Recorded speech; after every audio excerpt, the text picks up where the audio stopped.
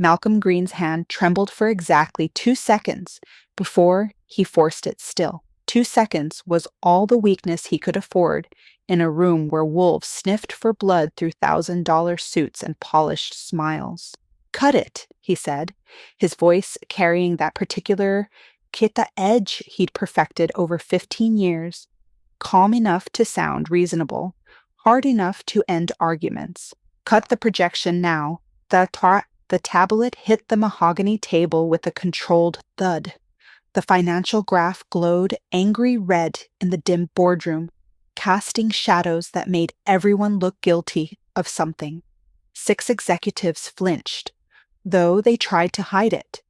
Malcolm saw it anyway. He always did. "We are not," he continued, each word measured and deliberate, "going to sit here manufacturing panic over market fluctuations that every company faces." Sharon Kim, the VP of Operations, shifted in her chair. The leather creaked. In the silence that followed, it sounded like a gunshot. "Sir, with respect, this isn't just market fluctuation. Revenue's been declining for 3 quarters. The projections—" "I've seen the projections." Malcolm's jaw tightened almost imperceptibly. His mother's voice whispered from 20 years ago, "Don't let them see you sweat, baby. The second they see you sweat, they own you. You don't build what we've built by folding when the wind shifts direction." Before anyone could respond, the narrator's voice slipped in, cool, observant, knowing. "If you're watching this, you're about to witness something most people spend their entire lives avoiding. The moment a man realizes the person he became isn't the person he meant to be." Before we watch Malcolm Green's carefully constructed empire crack from the inside out, hit that subscribe button. Tell us in the comments, have you ever been so afraid of losing everything that you couldn't admit you were already losing it? Stay with us. This one's going to hurt. The boardroom's ambient lighting, carefully designed to project authority and calm, did nothing to soften the numbers on the screen. Malcolm had commissioned this space himself 3 years ago when Green Global was riding high and his face was on magazine covers under headlines like "The New Vision of Black Excellence in Tech." The architect had called it a temple to modern leadership. Right now, it felt like a mausoleum. David Chen, the CFO, cleared his throat. "Malcolm, I need to be direct. Our leverage ratios are at historic highs. If Cassandra Lee's market analysis proves correct and we see the correction she's predicting, we're not just exposed, we're critically vulnerable." There it was, Cassandra Lee. The name that had started appearing in his peripheral vision 6 months ago and had slowly moved to center stage, impossible to ignore. The calm, measured rival who spoke about sustainability and ethical growth like they were revolutionary concepts rather than PR talking points, who built slower but steadier, who was being called in increasingly frequent think pieces the antidote to Green's chaos. "Cassandra Lee," Malcolm said, and his tone made the name sound like a diagnosis, "is running a company for people who want to feel virtuous more than they want to win. That's her choice. It's not ours." "She's eating into our market share," Sharon said quietly. 17% in the last quarter alone. "Market share is temporary. Vision is permanent." He picked up the remote, killed the projector with a decisive click. The room plunged into relative darkness, lit only by the city lights filtering through floor-to-ceiling windows. "We don't pivot because a competitor found a lane that resonates with the current news cycle. We stay the course. Meeting adjourned." The words hung with the weight of finality. No one moved immediately. There was always that beat, that moment where someone might challenge him. But Malcolm had learned long ago how to fill a silence with presence, how to make questioning him feel like stepping into traffic, They filed out one by one, stealing glances back at him. Concerned glances, skeptical glances, in Sharon's case, something that looked almost like pity. The door closed. The automatic lock engaged with a soft click that sounded to Malcolm's ears like a cell door closing. For exactly 10 seconds, he allowed himself to sag. His shoulders dropped, his head bowed. His hand came up to rub his eyes, pressing hard enough to see stars behind his eyelids. Then he straightened, turned toward the window, and watched his reflection stare back from the glass. The city sprawled 50 floors below, alive, indifferent, continuing its relentless motion, whether Malcolm Green succeeded or failed. "Who are you fooling?" he asked his reflection. The reflection had no answer.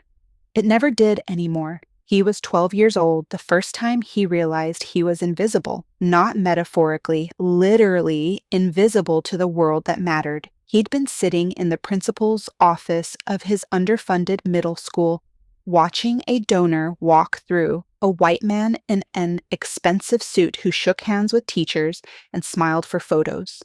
The man's eyes had passed right over Malcolm like he was furniture. Later, his mother had found him crying in their apartment, the two-bedroom they shared with his younger brother Darius and their grandmother, and she'd held his face in her hands that still smelled like the hospital where she worked double shifts. "You listen to me," she'd said. "Invisible is temporary. You make them see you. You make yourself so bright they can't look away." He'd taken that instruction like gospel. Straight A's, scholarships, first in his family to college, first to graduate, first to start a company, first to make $1 million, then 10 million, then 100 million. Each milestone, another layer of visibility, another proof that he existed, that he mattered, that the world couldn't ignore him anymore. Somewhere along the way, being seen had turned into being worshipped. And once he tasted worship, ordinary visibility tasted like ash. The corridor outside his office was a gallery of his own mythology, magazine covers in frames.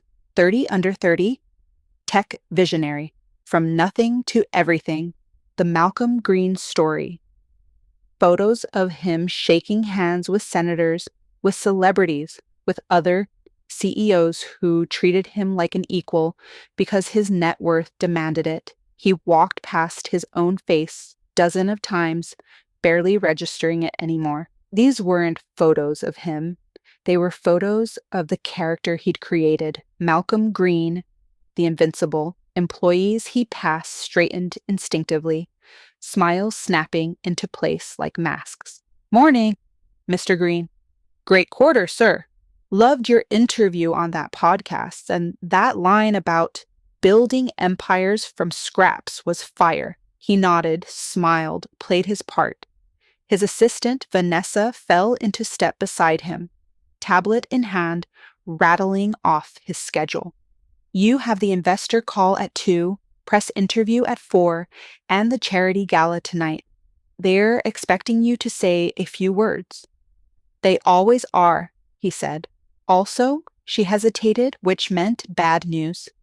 "There's another situation with the audit. The external team is asking for access to files from the Southeast Asia acquisition." His stride didn't falter.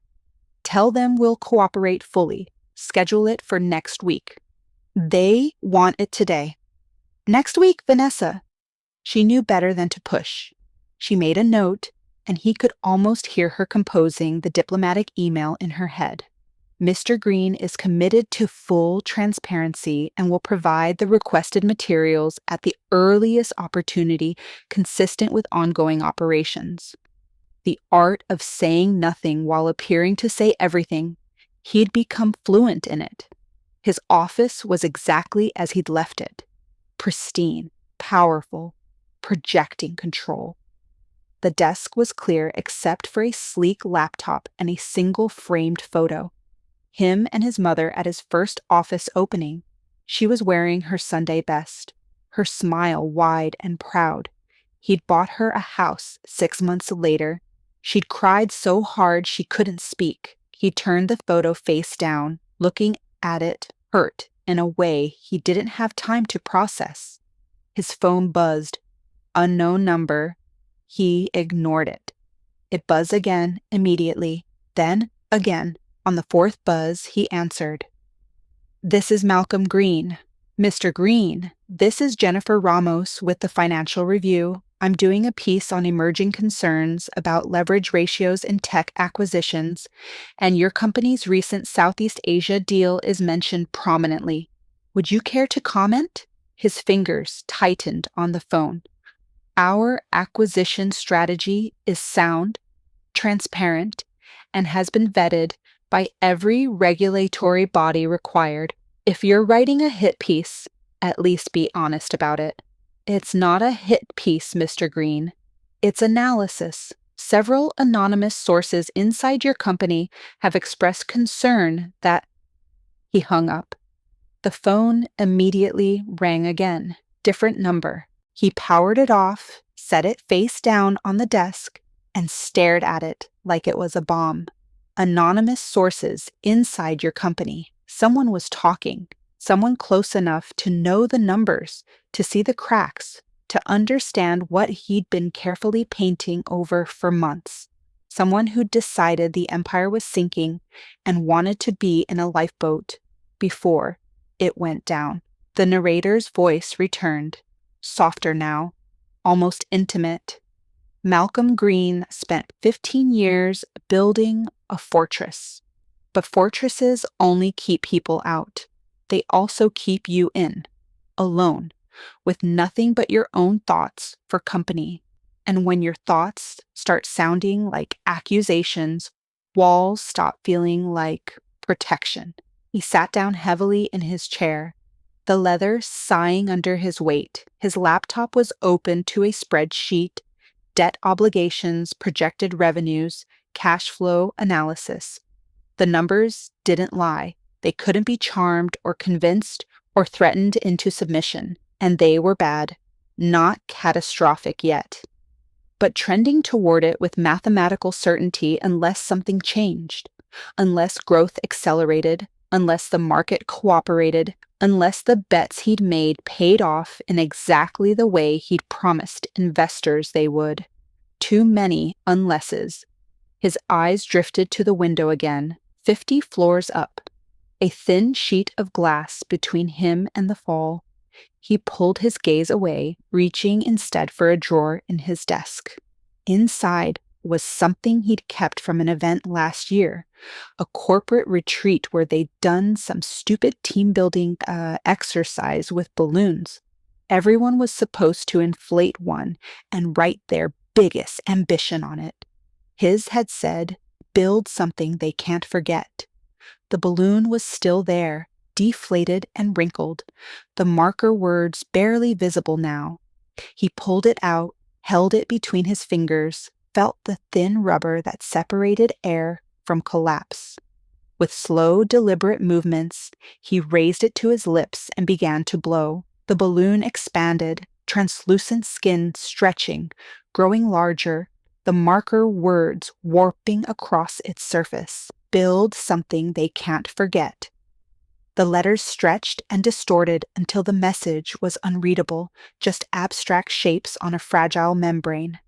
He kept blowing. The balloon grew bigger. The rubber grew thinner. His reflection in the window showed a man alone in a dark office, inflating a piece of latex like it held answers. His mother's voice, again from a different memory.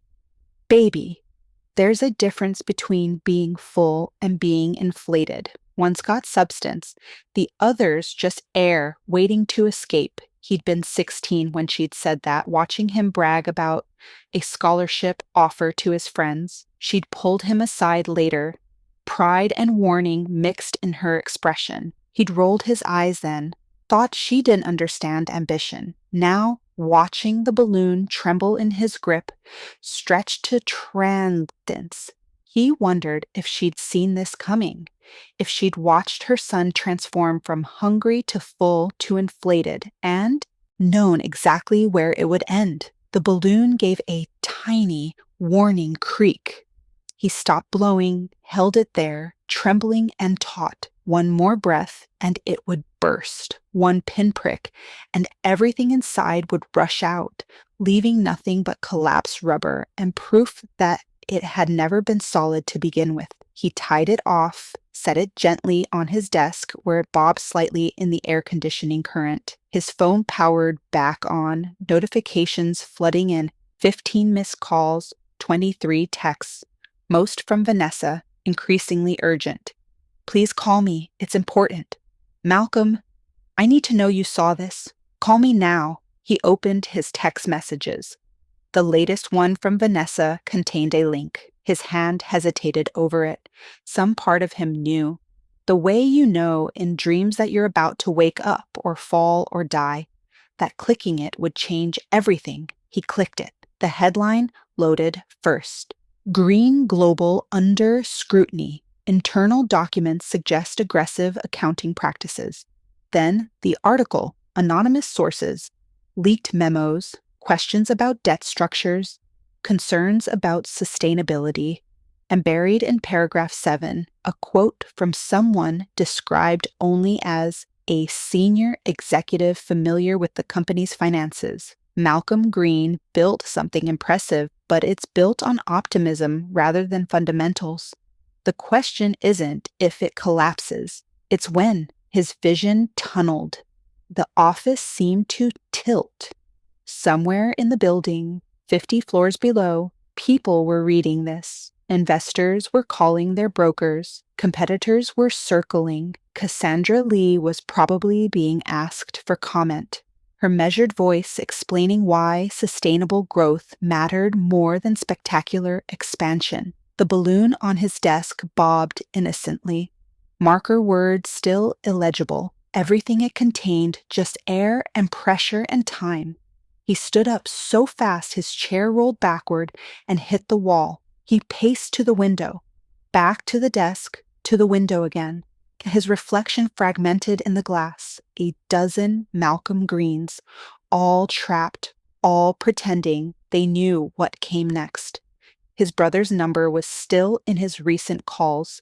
He'd been dodging Darius for weeks, unable to bear the concern in his voice, the question he didn't have answers for. But now, with the floor falling out from under him, Darius felt like the only solid thing left. He called. 3 rings, 4. Then, Mal? Just his name, but it carried everything. Worry, relief, frustration, love. Yeah, Malcolm managed. It's me. Jesus, man, I've been trying to reach you for days. Mom's worried sick. She saw something on the news about investigations and it's under control, Malcolm said automatically. Is it? Darius's voice sharpened. Because you sound like you're about to jump through the phone. Malcolm's laugh came out, strangled. I'm fine. It's been a rough day. Rough day, Darius repeated. Mal, talk to me. Actually, talk to me. Not the CEO speech, not the motivational, whatever. You. Talk to me. The invitation hung there, terrifying in its simplicity. To talk, to admit, to be seen not as the empire builder, but as the frightened kid from nothing who'd spent 15 years running from that fear. I don't know how, Malcolm whispered. Silence on the other end, not empty silence, filled silence. The kind brothers share when words run out, but understanding doesn't. Then just start, Darius said finally. One true thing. That's all. One true thing.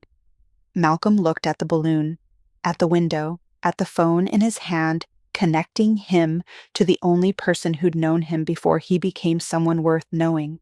I'm scared, he said. I'm so scared. And I don't know how to stop being scared without also stopping being me. The admission cracked something open in his chest.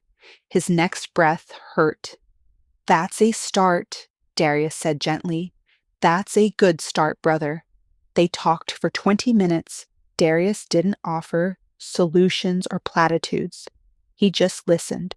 To the fear Malcolm had been swallowing for months, to the pressure that felt like drowning while everyone applauded his swimming, to the terrible knowledge that he'd built something massive on a foundation that was never meant to bear this weight. When they hung up, Malcolm felt simultaneously lighter and more exposed, like removing armor, safer in some ways, more vulnerable in others. The balloon was still there, still inflated, still waiting. He picked it up, feeling its tautness. With one deliberate movement, he pressed his thumb against the rubber, not hard enough to pop it, just enough to feel how thin the barrier was between contained and collapsed. Soon, he told it, but not yet. Because that was the thing about balloons, about empires, about carefully constructed identities. They all popped eventually. The only choice was whether you controlled when and how, or whether you let pressure and time make the decision for you. Malcolm set the balloon back down and turned toward the door. The boardroom meeting was in 10 minutes. The press interview after that. The gala tonight where he'd smile and shake hands and accept praise for being inspirational. The performance would continue. But now, for the first time in years, he knew he was performing. And knowing made all the difference, even if he didn't yet know what to do with that knowledge. The narrator's voice returned one last time, quiet and knowing. Malcolm Green was about to learn the hardest lesson of his life, that the person everyone sees isn't necessarily the person you are. That visibility isn't the same as being known. That sometimes the bravest thing you can do isn't build higher. It's admit you built on sand and start again from solid ground. Whether he'd learn it in time, that was the only question that mattered now. Malcolm straightened his tie, checked his reflection one last time, and walked out to face a world that still believed he was invincible. For now, he'd let them believe it. But somewhere in his pocket, his thumb kept finding the small deflated balloon he'd grabbed before leaving, a reminder of what he was, what he'd built, and what was coming. The pop, when it came, would be heard by everyone. The question was whether he'd survive the silence that followed.